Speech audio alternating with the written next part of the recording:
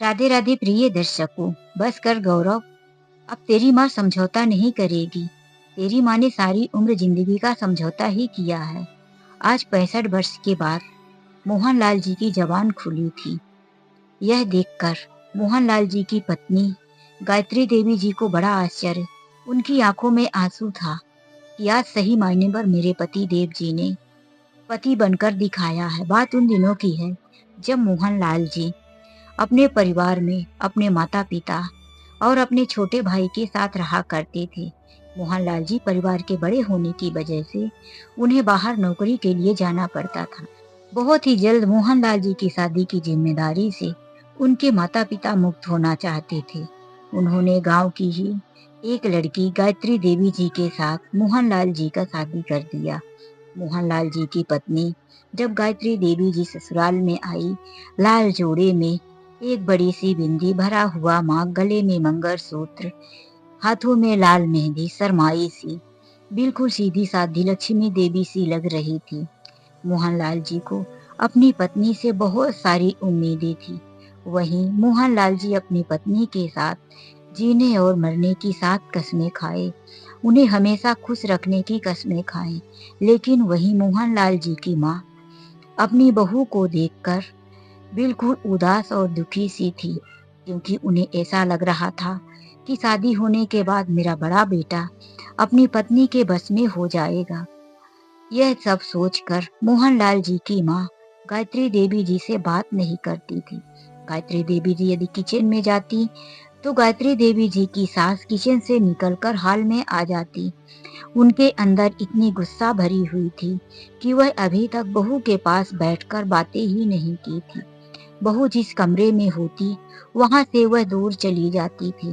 शादी को आज 15 दिन हो गए थे।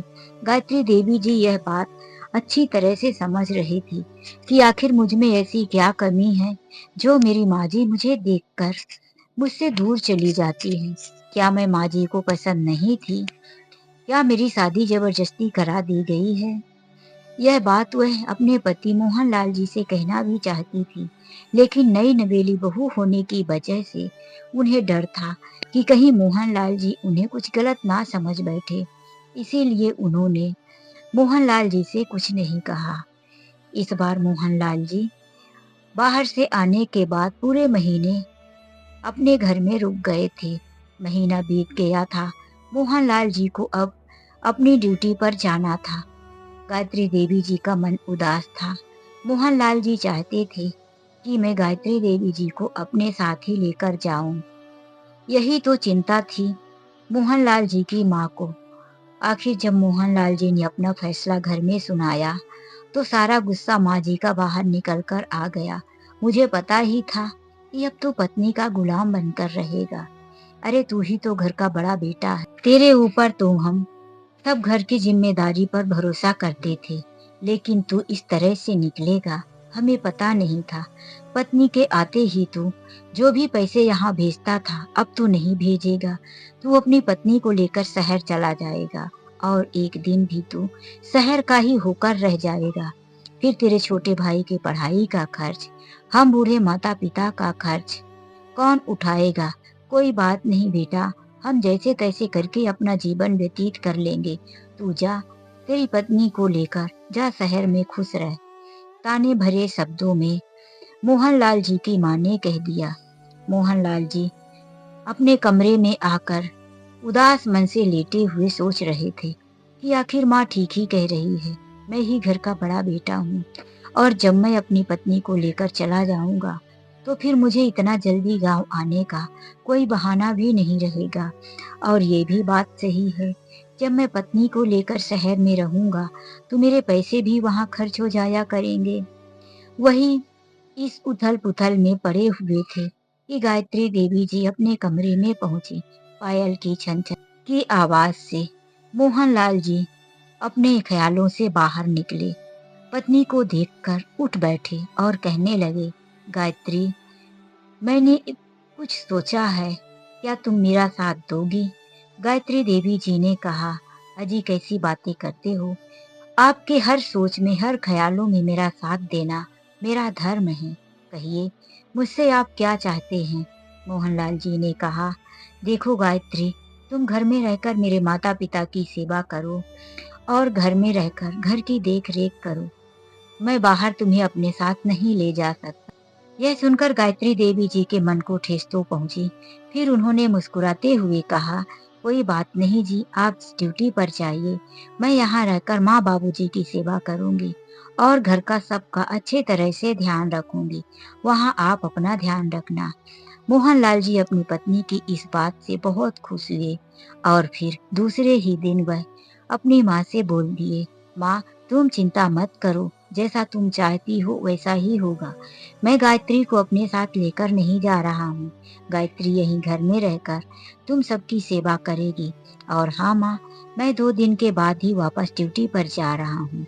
आज पहली बार माँ के चेहरे पर मुस्कान आई थी, क्योंकि माँ जो चाहती थी वही हुआ। अभी तक मन में तो यही था कि यह अपने पति के साथ शहर चली जाएगी। उनके अंदर यही गुस्सा भरी हुई थी। लेकिन जब आज उनके मन का हो गया तो माँ का चेहरा खिल गया, माँ का मन हल्का हो गया। 2 दिन के बाद मोहनलाल जी अपनी ड्यूटी पर शहर चले गए। गायत्री देवी जी अपने पति के दिए हुए वचनों को निभाने के लिए घर में रहकर माता पिता की सेवा और छोटे भाई को, देवर को अपने भाई की तरह उनका ध्यान रखना। इधर गायत्री देवी जी एक पाँव में खड़ी रहकर अपने घर की सारी जिम्मेदारियों को निभाती और उधर बाहर रहकर मोहनलाल जी भी घर की जिम्मेदारी निभाने में कोई कमी नहीं करते थे। मोहनलाल जी पिताजी के नाम पर पैसा रुपया भेजते थे। गायत्री जी ने कभी नहीं पूछा कि मेरे पति की कितनी कमाई आई है और उसमें मेरा हक है, कुछ मुझे भी मिलना चाहिए। जो भी घर में व्यवस्था होती थी उसी में गायत्री देवी जी अपना जीवन यापन करती रहती थी। समय के साथ साथ गायत्री देवी जी का देवर भी बड़ा हो गया था। उसकी भी शादी की तैयारी होने लगी थी। लेकिन उसने कह दिया कि मैंने एक लड़की को पसंद किया है। कॉलेज से ही मेरे साथ उसकी दोस्ती है और मैं उस लड़की के साथ ही शादी करना चाहता हूँ। मोहनलाल जी अपने छोटे भाई की शादी उसके मनपसंद की लड़की से करवा देते हैं। लड़की बहुत बड़े घर की थी। उसके पिताजी पुलिस अफसर थे। उसका छोटा भाई सरकारी कर्मचारी रेलवे विभाग में था और उसकी माँ भी एक टीचर थी। इसीलिए छोटे भाई की पत्नी का ठाट बाट बहुत था। बहुत सारा दहेज लेकर आई थी। पूरा घर भर गया था।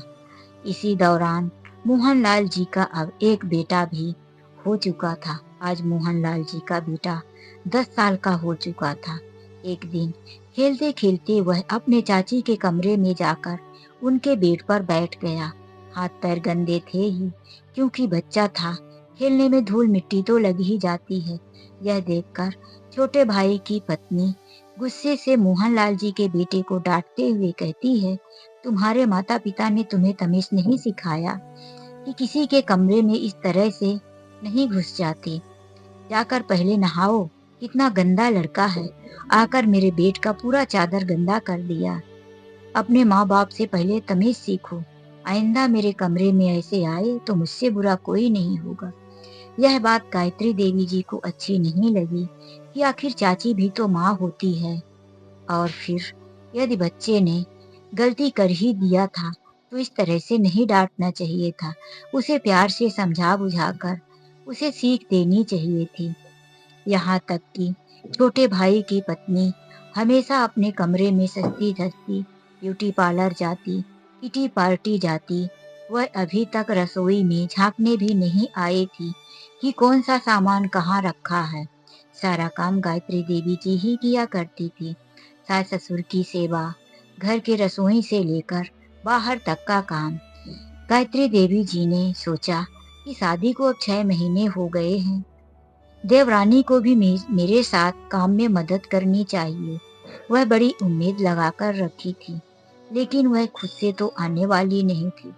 और सास थी जो गायत्री देवी जी को बात बात पर ताना मारा करती थी। वही सास आज ऐसी हो गई थी कि छोटी बहू को एक भी शब्द नहीं बोलती थी कि बहू, तू कभी किचन में भी देख ले। वह तो उनके घर से आए हुए महंगे महंगे सामान और गिफ्ट को देखकर ही बहुत खुश हो जाया करती थी। जब छोटी बहू के मायके वाले आते थे तो वह भी बहुत सारा भर भर कर महंगा गिफ्ट लेकर आते थे। यह सब गिफ्ट देखकर माँ जी का तो मुंह बंद हो गया था। इसीलिए वह छोटी बहू को कुछ नहीं बोलते थे। लेकिन गायत्री देवी जी ने एक दिन अपने पति मोहनलाल जी से कह दिया कि देखिए जी, आप खुद ही छोटे भाई को समझाइए, अपनी पत्नी से कहे कि थोड़ा बहुत घर के कामों में मदद किया करे। घर के काम तो कुछ करती नहीं है, ऊपर से मेकअप और मुझे ही खाना बनाने का अपने मनपसंद का आर्डर देती है। मैं इस घर की बड़ी बहू हूँ, तो क्या मेरी नौकरानी की तरह भी इज्जत नहीं है? यह बात सुनकर मोहनलाल जी ने एक दिन माँ के सामने छोटे भाई को कह दिया कि बहू को कह दे कि अपनी जेठानी के साथ कामों में मदद किया करे। वह बच्चे को भी संभालती है और माँ बाबूजी की सेवा करती है। उसने भी बहुत काम किया, कभी वह भी थक जाती है। यह सुनकर देवरानी तो जैसे गुस्से से उबल ही पड़ी। उसने तो कह दिया कि मैं घर के काम नहीं करूंगी। यदि बड़ी तकलीफ हो रही है तो मुझे अलग क्यों नहीं कर देते? मैं एक नौकरानी लगा लूंगी और पति पत्नी के काम होते ही कितने हैं। यह सुनकर मोहनलाल जी ने अपनी पत्नी को ही समझाना शुरू कर दिया। देखो गायत्री, ये सब अपने ही हैं, इन्हें अलग करके हमें क्या मिलेगा? जैसे तुम पहले घर का काम किया करती थी, वैसे ही तुम कर लिया करो।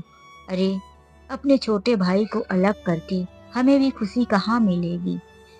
समय के साथ साथ उसे खुद भी आभास होगा कि मैं भी इस घर की बहू हूँ, तो शायद कभी ना कभी काम करेगी। गायत्री देवी जी ने इस बार भी जीवन के साथ समझौता कर लिया और खुद ही घर के सारे काम अकेले करने लगी।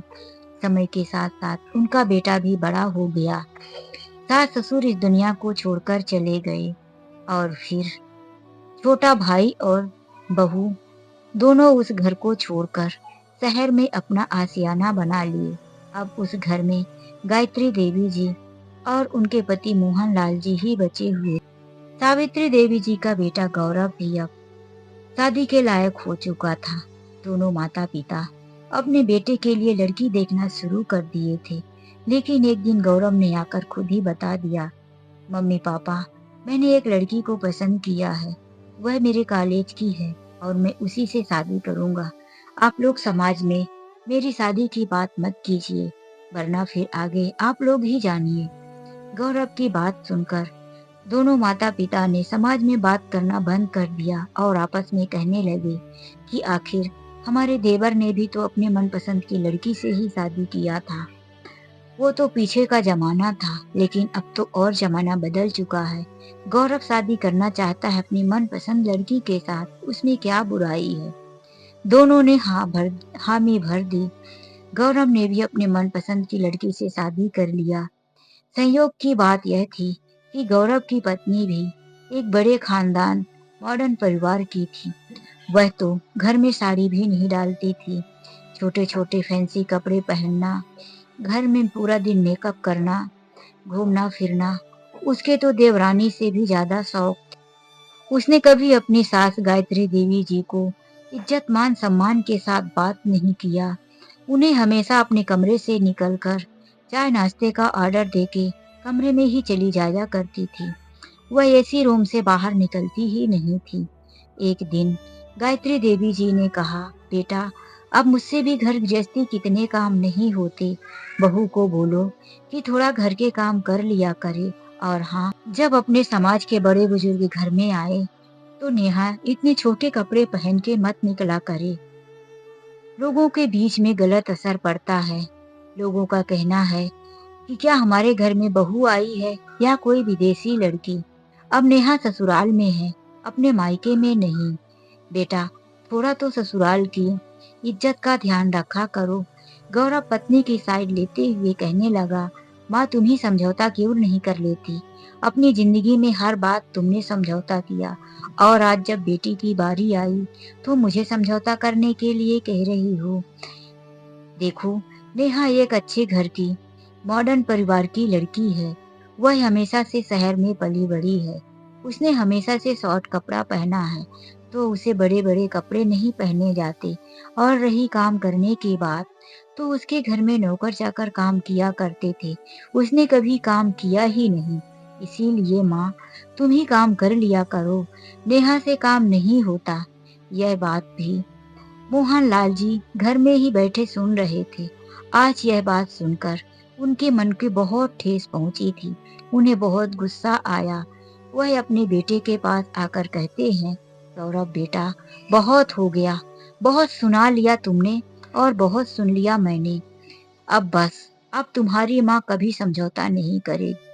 अरे जब मेरी माँ की बात आई, तो मैंने समझौता करने को बोल दिया कि मैं अपने साथ पत्नी को शहर लेकर नहीं जाऊंगा। तो मेरी पत्नी ने समझौता कर लिया। जब मेरे छोटे भाई की बात आई, तो मैंने गायत्री को समझौता करने को बोल दिया। उस बेचारी ने समझौता कर लिया। और आज, आज जब बेटे की बारी आई, तो क्या इस उम्र में भी मेरी पत्नी ही समझौता करे? बिल्कुल नहीं। अब मेरी पत्नी समझौता नहीं करेगी। अब मेरी पत्नी खुलकर जिएगी और अपने लिए जिएगी। गौरव कहने लगा, क्या इतने दिनों तक माँ समझौता करने आई है, तो क्या अपने बेटे के साथ नहीं कर सकती? हाँ बेटा, अपने बेटे के साथ नहीं कर सकती, क्योंकि अब उसके अंदर इतनी ताकत नहीं बची है। यदि मैं इस बार भी समझौता करने के लिए बोल दिया, तो शायद मेरी पत्नी के साथ नाइंसाफी होगी। तुम्हें अपनी पत्नी को शॉर्ट कपड़े पहनाना है, घर के काम नहीं करवाना, तो तुम ऐसा कर, अपने लिए एक किराए का मकान ले लो। किराया मैं दे दिया करूंगा और अपनी पत्नी को ले जाकर कुछ दिनों के लिए अकेले रहो। फिर देखो कि तुम्हारी पत्नी काम नहीं करती, पूरा दिन अपने कमरे में बैठी रहती है, तो कैसे समय गुजरता है। तुम अपने कमाई से नौकर चाकर जितने चाहो लगा लेना, मैं उसके पैसे तो नहीं दूंगा। यह सुनकर गायत्री देवी जी की आंखों में आंसू आ गए। आज उन्होंने पहली बार महसूस किया, इतने सालों के बाद, इस उम्र में, उनके पति मोहनलाल जी ने उनके साइड में दो शब्द बोला था। भले ही बेटे के सामने बोला, लेकिन बोला तो, नहीं तो हर वक्त मोहनलाल जी यही आकर कह देते थे, गायत्री देवी तुम समझौता कर लो। और गायत्री देवी जी को अपने पति की बात मानकर समझौता करना पड़ता था। तो दोस्तों, यह कहानी आप लोगों को कैसी लगी, लाइक और कमेंट करके जरूर बताएं। चलिए मिलते हैं एक ऐसी नई कहानी के साथ। आज के लिए बस इतना ही। राधे राधे, जय श्री कृष्ण।